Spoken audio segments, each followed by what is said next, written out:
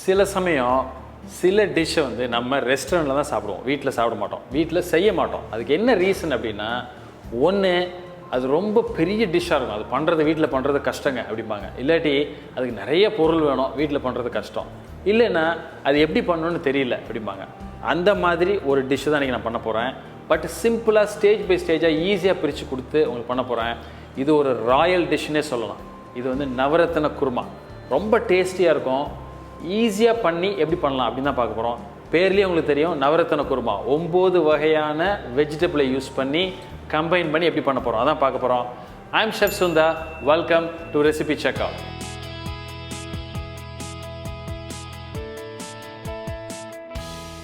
இன்றைக்கி இந்த நவரத்ன குருமா இது ரொம்ப ஃபேமஸுங்க. அதாவது இந்த முகல் டிஷ்ஷுன்னு சொல்லுவோம். இது வந்து இந்த முகலாயர் காலத்தில் இருக்கிற அரண்மனை டிஷ்ஷுன்னு சொல்லுவோம். ராயல் கோர்ட்ஸில் சர்வ் பண்ணுற டிஷ், ரொம்ப ரிச் டிஷ்ஷு. இது வந்து குக் பண்ணுறது வந்து ஒரு கொஞ்சம் பர்டிகுலராக சில விஷயங்களை பார்த்துக்கணும். ஏன்னா ஹெவியாக மசாலா பவுடர் எதுவுமே யூஸ் பண்ண மாட்டோம். பட் அது சின்ன சின்ன விஷயங்களில் வந்து அந்த ஃப்ளேவர் எப்படி கொடுக்குறோம் தான் பண்ண போகிறோம்.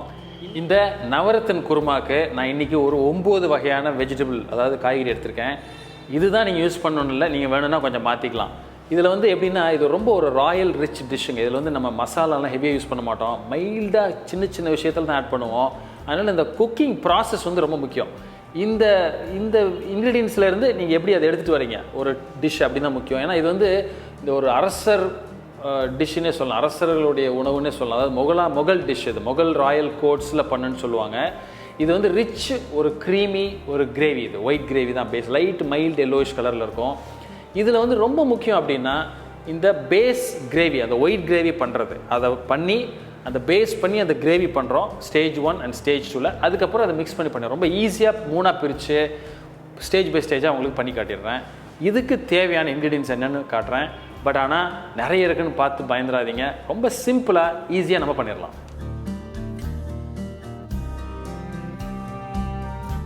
ஒரு சாஸ் பேன், இந்த மாதிரி ஒரு சின்ன பாத்திரத்தை எடுத்துகிட்டு அதில் நான் என்ன பண்ணுறேன் அப்படின்னா, முந்திரி பருப்பு, வெங்காயம், பச்சை மிளகா, அதே மாதிரி ஏலக்காய், இது மாதிரி எடுத்துகிட்டு இதில் கொஞ்சம் தண்ணியை ஆட் பண்ணிவிட்டு இதை இப்போ ஒரு சிம்மரில், அதாவது கம்மியான ஒரு ஃப்ளேமில் ஒரு 20லேருந்து ஒரு 30 நிமிஷம் நம்ம குக் பண்ண போகிறோம். இதுதான் வந்து அந்த பேஸை நம்ம ரெடி பண்ணுறோம். இந்த நவரத்ன குருமாவுக்குள்ள பேஸே இதே தான். இதை தான் நம்ம இப்போ ப்ராசஸில் ஸ்டார்ட் பண்ணுறோம்.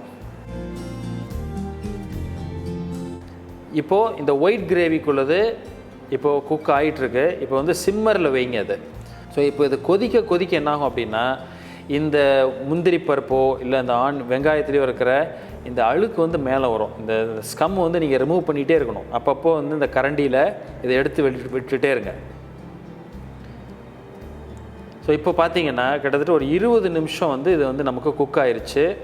இப்போ நல்லா வந்து சாஃப்ட் ஆயிடுச்சு. இப்போ பாருங்கள், இந்த முந்திரி பருப்பு நம்ம போட்ட எல்லாமே, இப்போது பச்சை மிளகா கூட கலரே மாறி இப்போ ரெடியாக இப்போது அரைச்சி ஒரு பேஸ்ட் ஆகிறதுக்கு ரெடியாக குக் ஆகி பர்ஃபெக்டாக ஆயிடுச்சு. இப்போ நான் என்ன பண்ணுறேன், இதை வடிகட்டிட்டு இதை ஒரு மிக்சியில் போட்டு நல்ல ஸ்மூத்தாக அரைச்சிட்றேன், அதாவது ஃபைன் பேஸ்ட்டாக. இப்போ பார்த்தீங்கன்னா பேஸ்ட்டாக அரைச்சி வடிகட்டிடுறோம். இப்போ பாருங்கள், இது வந்து எவ்வளோ ஸ்மூத்தாக இருக்குது பாருங்கள், லம்ஸ் எதுவும் கிடையாது. ஸோ அதனால் இந்த ஸ்மூத் பேஸ்ட்டு தான் உங்களுக்கு இந்த பேஸ், இந்த பேஸாக ஒயிட் கிரேவி பண்ணுறோம் இல்லையா, அதோட பேஸு இது ரொம்ப முக்கியம். இதுக்கு வந்து இவ்வளோ ஸ்மூத்தாக இருக்கணும், அதாவது எந்த ஒரு லம்ஸுமே அதில் இருக்கக்கூடாது. ஸோ இப்போ என்ன பண்ணுறேன், எடுத்து ஒரு பேன் எடுத்துக்கிட்டு அதில் கொஞ்சோண்டு நெய் எடுத்துக்கிறேன். இப்போ அதில் ஒரு 3/4 ஸ்பூனு நம்ம வந்து இஞ்சி பூண்டு பேஸ்ட்டு விழுதை போட்டு லைட்டாக சாட்டே பண்ணுங்கள். ஸோ ரொம்ப முக்கியம், கலர் மாறிடாமல் பார்த்துக்குங்க, லைட்டான ஃப்ளேம்லேயே வச்சு சாட்டே பண்ணுங்கள். இது கொஞ்சம் அந்த இஞ்சி பூண்டு விழுது சாட்டே ஆகி கொஞ்சம் அந்த ரா ஃப்ளேவர் போயிடுச்சு. பட் ஆனால் கலர் மாறலாம், ரொம்ப முக்கியம். இந்த ஸ்டேஜில் நம்ம ஏற்கனவே அரைச்சி வச்சுருக்கிற அந்த பேஸ் வச்சுருக்கோம் இல்லையா, அந்த முந்திரி பருப்பு மற்ற வெங்காயம்லாம் போட்டு வேக வச்சு அரைச்சி வச்சுருக்கிற பேஸ்ட்டை இதில் ஆட் பண்ணுங்கள். ஸோ இப்போது ஓரளவுக்கு அந்த பேஸ் வந்து மிக்ஸ் பண்ணி ஓரளவு நல்லா கொஞ்சம் குக்காகி வந்தோடனே, லைட்டாக குக்காகி வந்தோடனே நீங்கள் என்ன பண்ணுங்கன்னா, நம்ம வச்சுருக்கிற பாலை இதில் ஆட் பண்ணுங்கள். நம்ம எவ்வளோ பால் ஊற்றுறோமோ அதே அளவுக்கு தண்ணியும் ஆட் பண்ணுங்கள். பண்ணிவிட்டு இப்போது ஒரு 3லேருந்து ஒரு 4 நிமிஷம் மைல்டு ஃப்ளேமில் வச்சு இதை குக் பண்ணுங்கள். குக் பண்ணி அது நல்ல அந்த ஆவி வந்து ஒன்று அந்த கம்பைன் ஆகி குக் ஆகும், அந்த ரா ஃப்ளேவர் போகும்.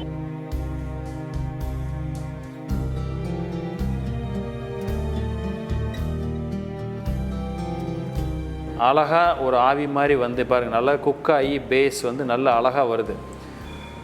ஒரு 5 நிமிஷம் குக் பண்ணியிருக்கோம். இப்போது நம்ம எடுத்து வச்சுருக்கிற வெண்ணெய் இதில் ஆட் பண்ணுங்கள். இந்த பட்டர் வந்து ரொம்ப முக்கியம். ஸோ இப்போ இந்த பட்டர் வந்து இந்த மைல்டு ஹீட்டில் தான் ஆட் பண்ணுறீங்க. ஸ்லோவாக மெல்ட் ஆகி மிக்ஸ் பண்ணிகிட்டே இருங்க.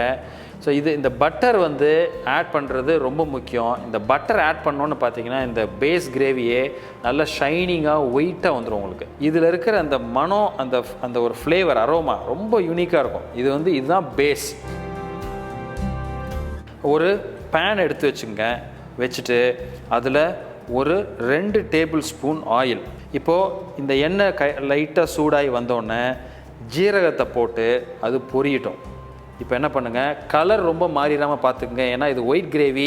இந்த ஜீரகமோ நீங்கள் போடுற எந்த பொருளோ கருகாமல் இருக்கணும், ரொம்ப முக்கியம்.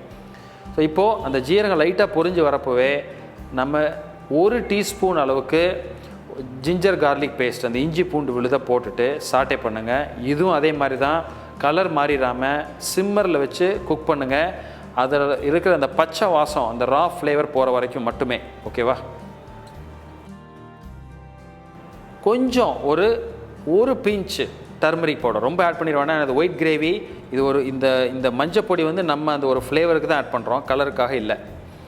ஸோ இப்போது நம்ம வெட்டி வச்சுருக்கிற வெஜிடபிளில் ஒவ்வொன்றா ஸ்டார்ட் பண்ணி ஆட் பண்ணுங்கள். ஃபஸ்ட்டு வந்து பீன்ஸ், ஏன்னா அதான் கொஞ்சம் குக் ஆகிறதுக்கு டைம் ஆகும். ஃபஸ்ட்டு பீன்ஸ் ஆட் பண்ணுவோம். அதுக்கப்புறம் இப்போது கேரட்டை ஆட் பண்ணுங்கள். இப்போ இது 2 சேர்த்து வதக்குவோம். இப்போது கொஞ்சம் சாட்டை ஆகி வந்தோடனே நம்ம எடுத்து வச்சுருக்கிற பச்சை பட்டாணி க்ரீன் பீஸை ஆட் பண்ணுங்கள். அதோடவே காலிஃப்ளவரையும் ஆட் பண்ணிடுங்க. யூஸ்வலாக வந்து பார்த்திங்கன்னா இந்த 4 வெஜிடபிள் தான் குக் ஆகிறதுக்கு கொஞ்சம் டைம் ஆகும். மீதியெல்லாம் ஈஸியாக குக் பண்ணிடலாம். அதனால இது ஒரு ப்ரீ குக், அதாவது ஒரு ஹாஃப் குக்கு ஆகிற வரைக்கும் இதை வதக்குங்க. ஸோ இப்போ ஓரளவுக்கு இந்த 4 வெஜிடபிளும் குக் ஆகி சாட்டை ஆகி வந்தோடனே கேப்சிகம், அதாவது குடமிளகா கட் பண்ணி வச்சுருக்கோம், அதை ஆட் பண்ணுங்கள். இதை சாட்டே பண்ணுங்கள். இப்போது கொஞ்சம் தண்ணி ஆட் பண்ணி, இந்த வெஜிடபிள் குக் ஆகிற அளவுக்கு இருக்கிற தண்ணி அதை அளவு ஆட் பண்ணி, இப்போது என்ன பண்ணுங்கன்னா இதை லைட்டாக மைல்டாக வந்து ஒரு சிம்மரில் வச்சு குக் பண்ண போகிறோம். ஒரு மூடியை வச்சு இது மூடிடுங்க. ஒரு 2லேருந்து ஒரு 3 நிமிஷம் இதே மாதிரி இது லைட்டாக கொதிக்கிட்டோம். அப்போ உங்களுக்கு நீங்கள் ஆட் பண்ணியிருக்கிற வெஜிடபிள் வந்து ஓரளவுக்கு நல்லா குக் ஆகிடும். இப்போ பார்த்தீங்கன்னா இது சிம்மரில் கிட்டத்தட்ட ஒரு 3 நிமிஷம் 4 நிமிஷம் ஆயிருக்கு. இப்போ என்ன பண்ணுங்கன்னா கொஞ்சம் சால்ட்டு ஆட் பண்ணிடுங்க. எவ்வளோ தேவையான உப்பு நான் என்ன பண்ணுறேன், ஒரு 1/2 டீஸ்பூன் போடுறேன். இப்போது இந்த ஸ்டேஜில் நம்ம எடுத்து வச்சுருக்கிற கார்னும் அதே மாதிரி மஷ்ரூம் 2ஐயும் ஆட் பண்ணுவோம். ஸோ இப்போ இந்த கார்ன் ஆட் பண்ணிவிட்டு அதுக்கப்புறம் அந்த மஷ்ரூம் ஆட் பண்ணுங்கள். இப்போ வந்து பார்த்திங்கன்னா இது ஓரளவுக்கு லைட்டாக பாயில் ஆகி வருது. ஏன்னா இதில் வந்து கார்ன் வந்து ஆல்ரெடி ப்ரீ குக்டு, நமக்கு ஏற்கனவே குக் ஆனதான், அதை வந்து நம்ம அப்படியே சாப்பிட்லாம். மஷ்ரூம் வேகிறதுக்கு ரொம்ப நேரம் ஆகாது, அதுவும் ஈஸியாக குக் ஆகிரும். ஸோ இப்போ இதை வந்து லைட்டாக சாட்டே பண்ணுங்கள் ஒரு 1 நிமிஷம். இப்போ என்ன பண்ணுறேன், இந்த ஸ்டேஜில் நம்ம ஏற்கனவே நான் வந்து குக் பண்ணி வச்சுருக்கிற உருளைக்கிழங்கு அதை வந்து என்ன பண்ணியிருக்கேன், குக்கரில் ஒரு 2-3 விசில் வச்சு கட் பண்ணி இந்த மாதிரி பீசஸாக உரித்து வச்சுருக்கேன். இதை இப்போ ஆட் பண்ணுங்கள். இது ஆல்ரெடி குக் பண்ணியாச்சு. இப்போ இந்த ஸ்டேஜில் நான் என்ன பண்ணுறேன் அப்படின்னா, நம்ம ஏற்கனவே ரெடி பண்ணி வச்சுருக்கோம் இல்லையா, அந்த ஒயிட் கிரேவி இதில் சேர்த்துருங்க. அது நல்லா தண்ணி ஊற்றி எல்லாத்தையும் எதுவுமே வேஸ்ட் பண்ண வேண்டாம். இது நல்ல ரிச் கிரேவி இது பண்ணி இந்த மாதிரி ஆட் பண்ணிடுங்க. இந்த அளவுக்கு ஒரு வாட்டர், இந்த கன்சிஸ்டன்சி கரெக்டாக இருக்கும். ஏன்னா நம்ம நவரத்ன குருமான்றது வந்து ஒரு மைல்டு எல்லோவாக இருக்கும், அதாவது லைட்டாக ஒரு எல்லோ கலரில் இருக்கிறது தான் அந்த ஒரு கிரேவி அது. இப்போது அதுக்கு தேவையான உப்பு மற்ற எல்லாத்தையும் பார்த்து அட்ஜஸ்ட் பண்ணிடுங்க. கொஞ்சம் உப்பு பத்தலை, லைட்டாக நான் சால்ட் ஆட் பண்ணிக்கிறேன்.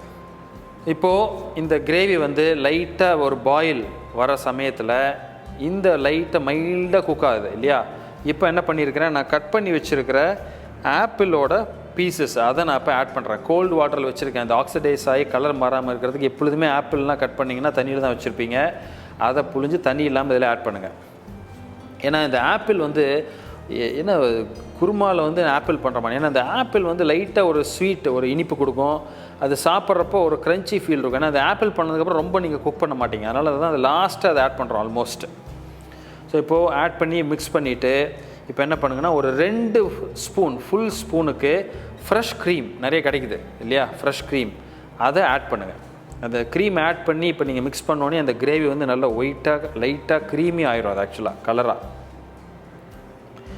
இப்போது பார்த்தீங்கன்னா இந்த கிரேவி பாருங்கள் எவ்வளோ ஒரு நல்ல ஒரு ஸ்மூத்தான ஒரு கலர், ஒயிட்டாக இருக்குது, அதே மாதிரி நல்ல ஒரு ஃப்ளேவர். ஸோ இப்போ இந்த ஸ்டேஜில் என்ன பண்ணுறேன் அப்படின்னா ஒரு 2 ஸ்மால் ஸ்பூன் அளவுக்கு பட்டர். இப்போ வந்து மைல்டாக தான் குக் பண்ணுறோம் அந்த கிரேவியை. ஸோ இது என்ன அந்த பட்டர் ஆட் பண்ணி மிக்ஸ் பண்ணோன்னே அது மெல்ட் ஆகி அந்த கிரேவிக்கு ஒரு நல்ல ஒரு ஷைனிங் கொடுக்கும் உங்களுக்கு.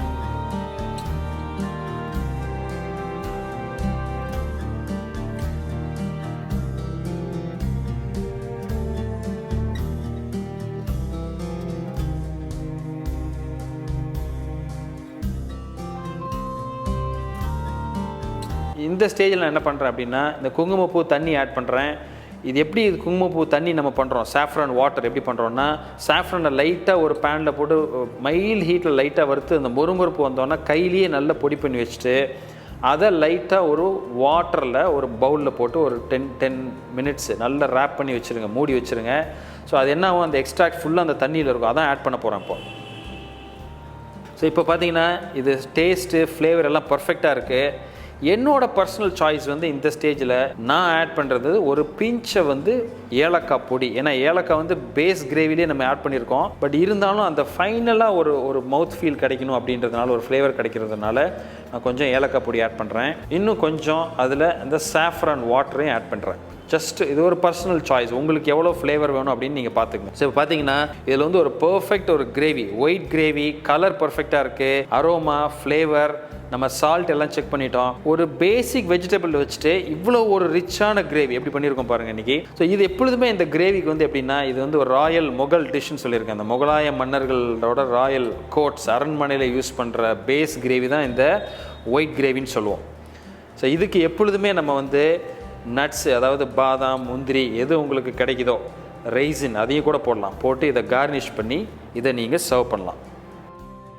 ஒரு பர்ஃபெக்டான நவரத்தன் குருமா 9 வகையான வெஜிடபிள் யூஸ் பண்ணி எப்படி பண்ணுறதுன்னு பார்த்தோம்.